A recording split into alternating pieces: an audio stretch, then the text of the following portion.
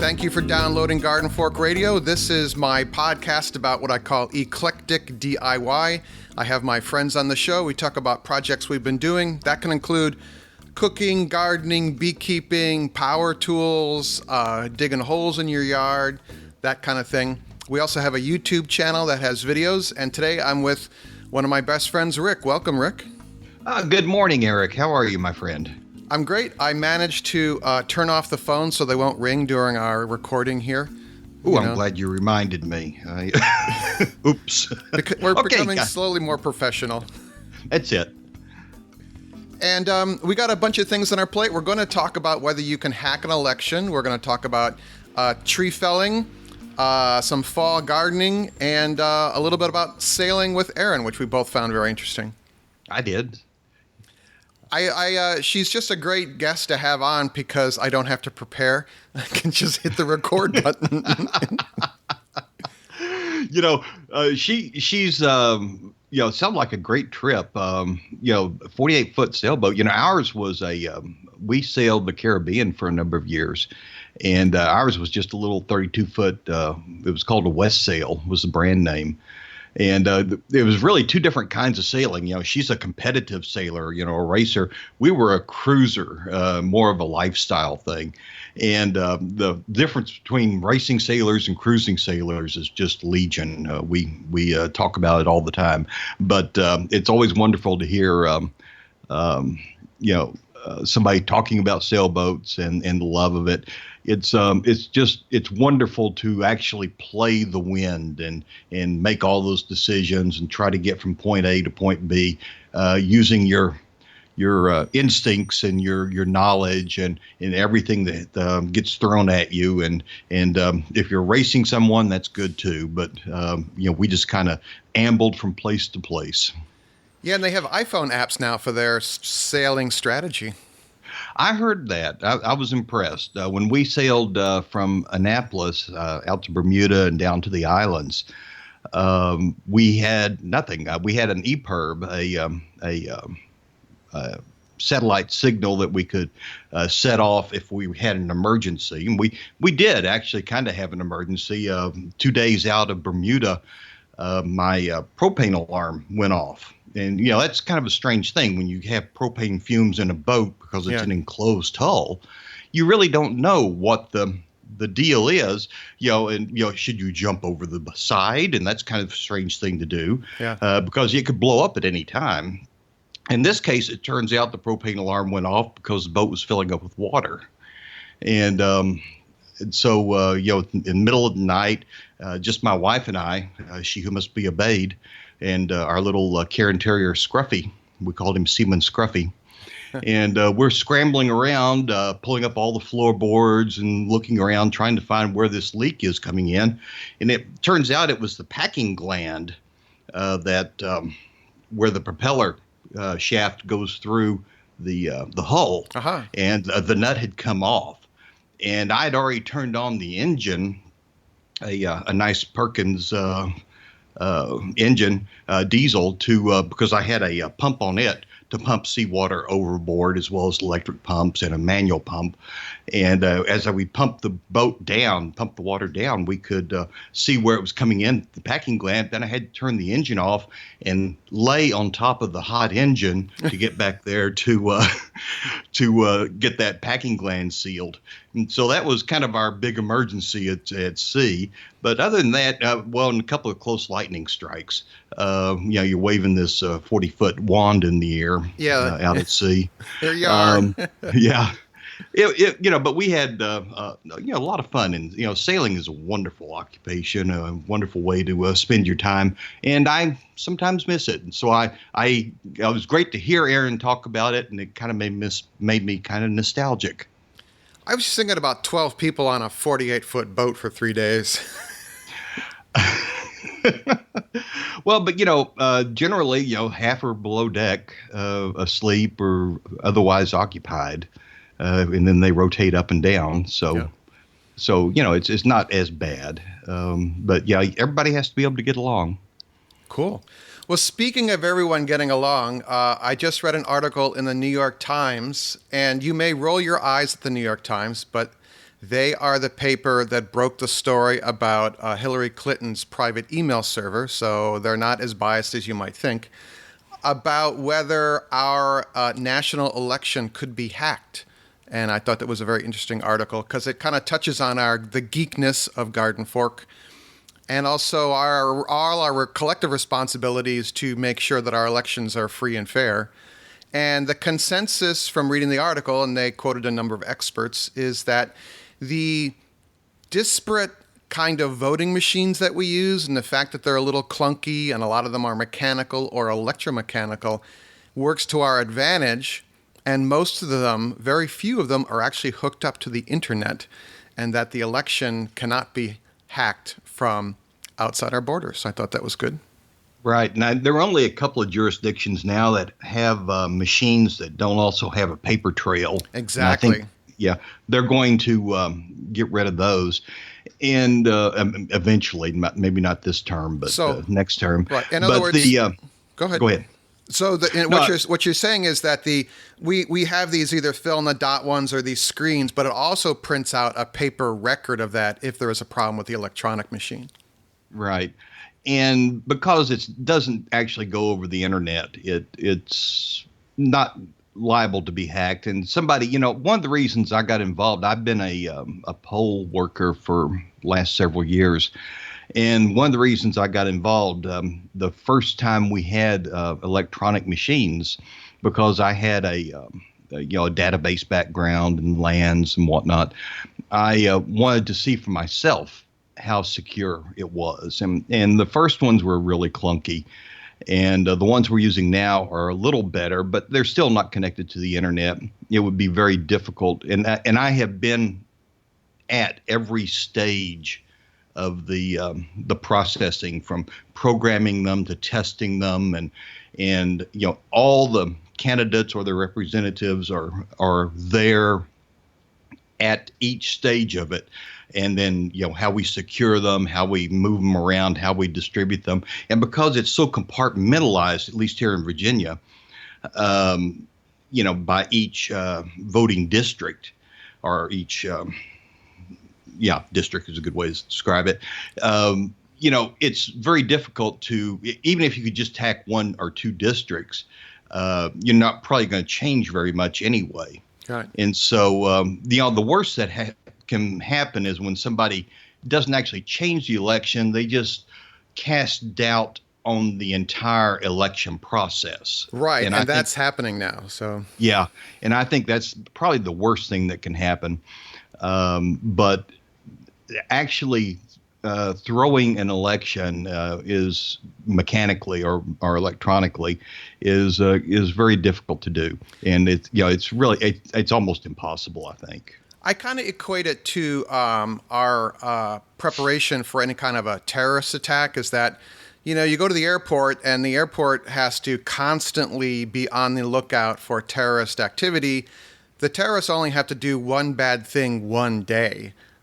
And I think it's similar with the election, where we have to make sure that every T is crossed and every I is dotted as far as security of the election.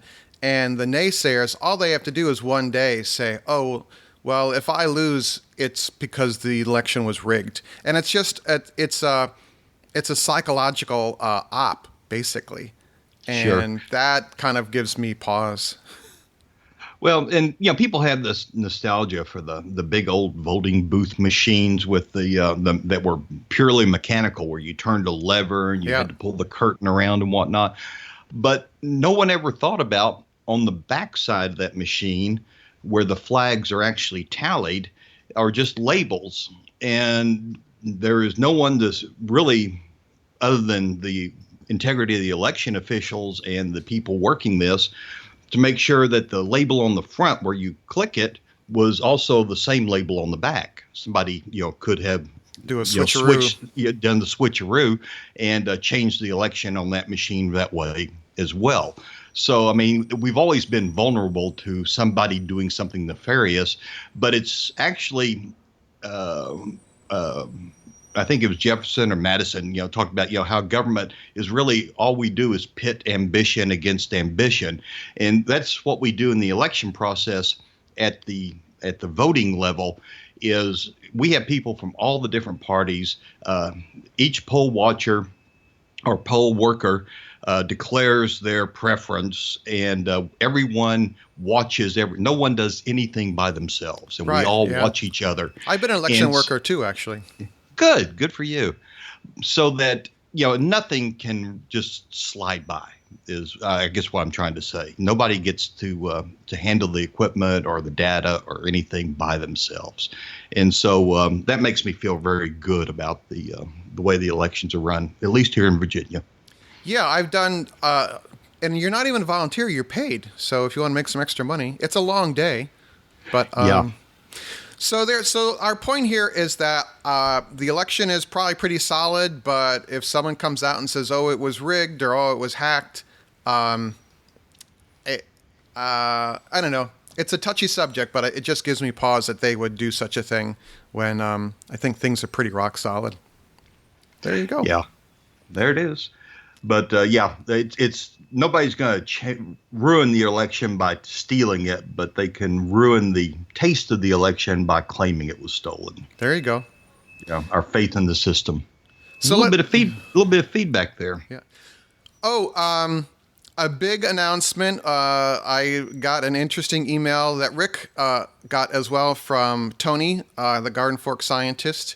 A while ago, I did a video about cleaning cast iron using electrolysis, which is a battery charger and some water that has washing soda in it. And I thought I made it clear in the video, but looking at it now, maybe not. But you should do that in an outdoor area because electrolysis lets off hydrogen and oxygen. The bubbles that come up out of the solution are those two gases, and you don't want to light a cigarette or anything near there. The troubling thing is I watched a bunch of other electrolysis cast iron cleaning videos, and some of these guys have these souped up, like 50 amp battery chargers, and they're doing it in their basement. And I'm like, that is a bad thing. I mean, I purposely did it in our little greenhouse, and the doors and windows were all open. So if you are thinking of doing that, please do it outside. And thank you, Tony, again for that. And Tony's also a Garden Fork patron on our Patreon campaign. If you guys ever want to support Garden Fork on a monthly basis, kind of like you support like NPR or someone like that, you can find out more about that. The link is in the show notes, or it's patreon.com/gardenfork. So there you go. That's right. And I'm a patron. You are, Rick. It's kind of funny that you give me all sorts of money and then you do all this work for Garden Fork. Well, but you provide such a valuable service, and your videos are good. The information is good. I like people who are self-reliant and resilient, and that's kind of what Garden Fork's about in a way. Yeah. People that can do things for themselves. Well, but there are some things you can't do for yourself. Let's talk about my tree. Yeah. I watch you all the time. You've got your shaps and your chainsaw, and you're felling trees here and there. I had a river birch, which is a beautiful tree in my front yard, but it has 3 trunks, and one of those trunks was leaning precariously over my house. And I looked at that and I said, this is not a task for an amateur. And so I hired a very nice man and his crew to come out and take that tree apart from the top with a bucket truck professionally and lower the stumps, particularly those pieces over my house, to the ground. And, there is some things that you've got to have a lot of equipment and a lot of help to do. And when you're endangering your house or your cars or your neighbor's property or that kind of thing, it really pays just to hire a professional. If it's out in the middle of nowhere and you fell a tree and you miss a little bit, it's not a big deal.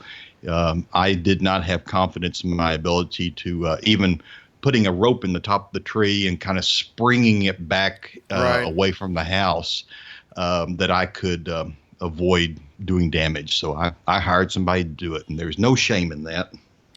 No, I actually have been kind of revisiting the 4-hour work week guy, Tim Ferriss. Yes. And he's big on outsourcing a lot of things. And I actually outsource my lawn mowing now. But because I actually get more work done because I don't have to mow the lawn. But yeah, totally. Actually, we have a lot of white pines around the house up at the weekend house, and they are just gangly, giant trees. And as they die, the limbs start falling off. So I've had several of them I have a tin roof on my garage, a corrugated tin roof, and several limbs have missiled through the tin roof. And I can climb up and fix the roof, but I'm close to hiring our local tree guy. They came and took some pines out for me about 2 years ago that were very close to the house, and I was not going to mess with it. And they did a great job. They have a bucket truck, and they also did some rope work. They would climb up the top of the tree with their ropes. And they're insured and carry workers' comp. So yeah. You mentioned Tim Ferriss. While She Who Must Be Obeyed was vacationing with her family in Scotland, her sisters, I often do this at least once a year. I'm a big fan of the Stoic philosopher Seneca. And in Moral Letters 17, he suggests, and then Tim Ferriss picked it up from him, that, if you really fear if you fear being poor and how low can you go, every now and then you should just try to live at that level so that you get used to it and you see there's nothing to fear. And so while she was gone for 3 weeks, I lived on beans and rice and moved into the sunroom part of the house, opened it up, no air conditioning, and slept on a mat on the floor with the dogs. And then tried to walk or bike almost everywhere I went. And it's always an interesting experiment to just see how close to the edge you can live and what you can do without. The only thing I didn't turn off the electricity because I was keeping an older dog and needed to keep the air conditioning on in the other part of the house for it, and I kept the internet up. But other than that, lived just as close, cut it as close as I could. And it was kind of like living on the boat in a lot of ways. We often lived on kind of beans and rice when we were underway. So it was a nice experiment, and actually lost quite a bit of weight. Yeah, I eat beans and vegetables for lunch almost every day. I just did away with the carbs, the bread and the rice and that kind of thing. Right. Yeah. It's always for me. It's brown rice and. Of course, I make pinto beans and really spice them up. So but it's always a good experiment, and it's something to try. And if you ever worry about not having enough money, just see how low you can go for a while. And it's not that bad once you get used to it. Speaking of something that's very free, that if you want to go, well, I'll just go. I went to the library and renewed my library card the other day. In the goal of actually using the online tutorials on lynda.com, because the Brooklyn Public Library has an arrangement with lynda.com that you can watch, I think, pretty much most of their videos on your computer for free. And so does Virginia Beach. So I just went down and I had a current driver's license and I had a utility bill, and they literally printed out a barcoded new card for me. And then I don't know if this is for all libraries, but for the Brooklyn Public Library, to log into lynda.com, you need a library PIN number as well. So if you're renewing your card, ask if you need a PIN number as well, because that took me 2 trips to the library. But the library's 5 blocks from my house, so it wasn't a big deal. And now I'm going to learn about Adobe Lightroom and Adobe Bridge, because I find Adobe Lightroom to be the clunkiest piece of software I've ever encountered. Yeah. I've actually got I'm going to be up in your neighborhood in October. Believe it or not, I'll be shooting a wedding. So I've been learning. Yeah. I'll be in Newark. All right. Yeah. So, but I've been working on Lightroom and it's, it is clunky. But, speaking of Lynda, our public libraries, they have all I call them books on tape, but you download, audiobooks. You can download the apps. You can listen to a lot of stuff that's free. If you have an e-reader, you can download almost all the Kindle's stuff from most of the libraries now. It's quite sophisticated, and their research facilities. If you're doing some heavy duty research, most of them can get you into almost any journal that you would have to pay an enormous amount of money for otherwise. So like it's the really scientific journals. Yeah, it's scientific, that kind of thing. Yeah, it's really quite wonderful. But there's another source for some wonderful videos and how to do things, and that's this place I found online called Garden Fork TV. Yeah. Have you heard of it? I live it. This fella Eric, he put in this French drain and made a video about it, and it's one of the coolest things. I wished I had known about how to do this a few years ago because I had need of such technology. Why did you put in the French drain?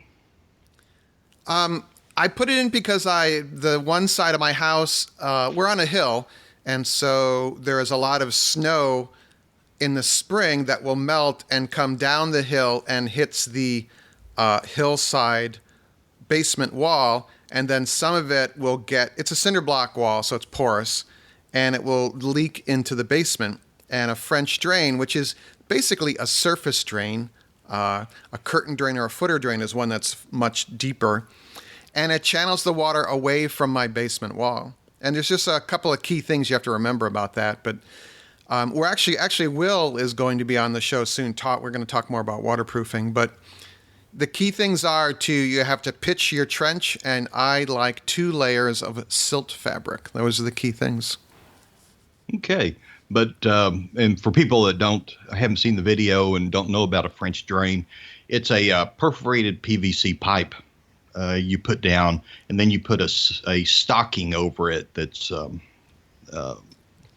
it's like a filter fabric. It's water permeable, but it keeps the silt out of the drain, out of the inside of the PVC, and then you put that in the bottom of the trench and fill it with gravel or coarse rock.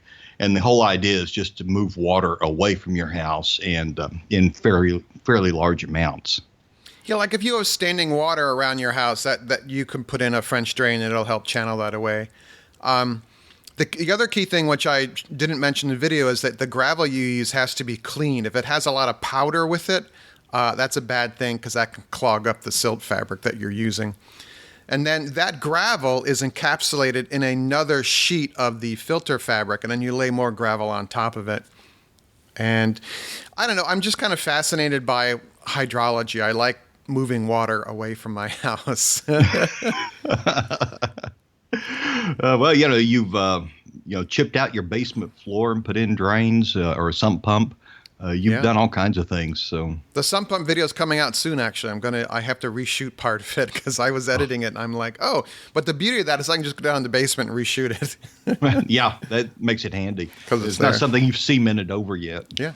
So the other thing, what I'm pushing on this fall is to get another harvest of food out of my garden.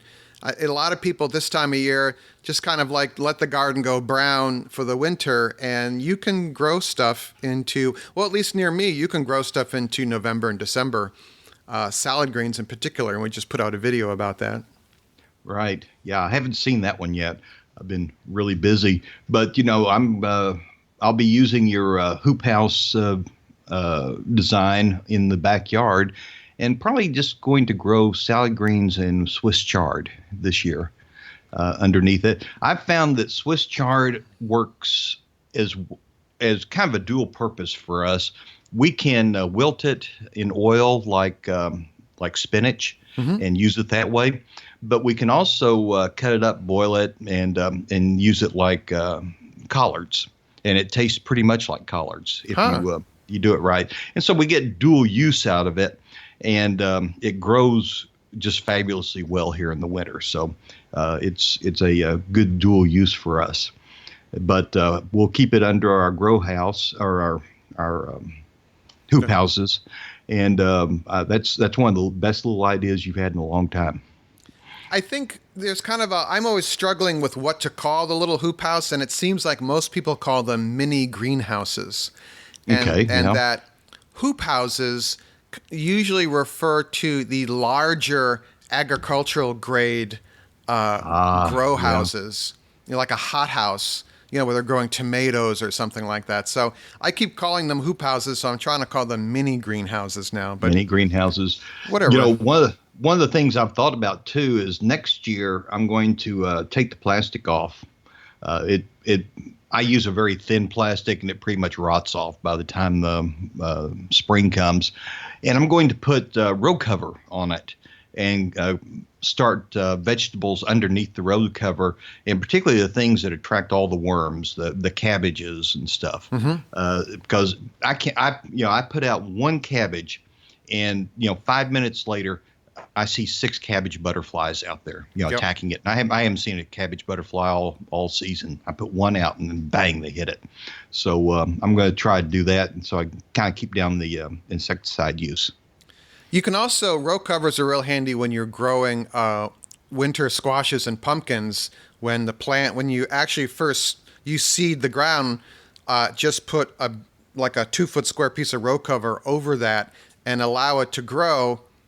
And you want to pull the row cover when it starts to flower, but you will foil a lot of the butterfly. There's a butterfly that lays its egg at the base of the squash plants, and that is the squash vine borer, and you can foil a lot of that damage by using the floating row cover. It has to be sealed with dirt all the way around so the butterfly can't get underneath. Right. It works well. Wow, I hadn't thought about that. See, you learned something. Yeah, I learned something from you all the time. I need to report, though, on my tomatoes. Yeah. This is my first season of a tremendous harvest. I have never been richer. I am just rolling in tomatoes. And it's all because I think this is the first year I put down ground cover and then used a little torch and burned holes in the ground cover, planted tomatoes through that, and then put drip irrigation on top of it so that the leaves never touched the dirt. So I foiled all the blights and all the diseases that my tomatoes usually get. I have never had tomatoes last this long. In fact, usually by August they're gone. So this has just been an amazing year for me. This is how I'm going to grow tomatoes from here on out. Because a lot of the funguses and diseases that tomatoes get are soil-borne. So when rain or a sprinkler or something, the rain hits the soil, and it's kind of like a little bomb, and it creates some soil, goes airborne and gets on the leaves of the tomato, and then that soil then infects the leaf with a bad fungus or something. So by using the plastic, you can just use black plastic sheeting. It separates the rain from the dirt. My only suggestion there is to put these soaker hoses under the plastic rather than on top of the plastic. I might do that next year. I was doing it mostly to see where the low points were and to see how much water I was putting on it. Yep. But because it's permeable, you used the poly, the spun that. Yeah, I used the spun poly. It was permeable, so it would go through. Oh, perfect. Good for you, man. So it worked out pretty well, and that way I could see what I was doing, and also I had a little reminder that the water was still on, which occasionally I have forgotten. My neighbors plant so many tomatoes that I don't really plant them, but this year I put in 3 cherry tomato varieties, and they're hybrids, a Sweet 100 and a Sun Gold. And we had a really good crop because the heirlooms we always have problems with because they have less disease resistance, but also I think just because of I don't know if we had an official drought in New England, but we barely had any rain this summer, and I think that actually contributed to the low amount of blight in the area and funguses.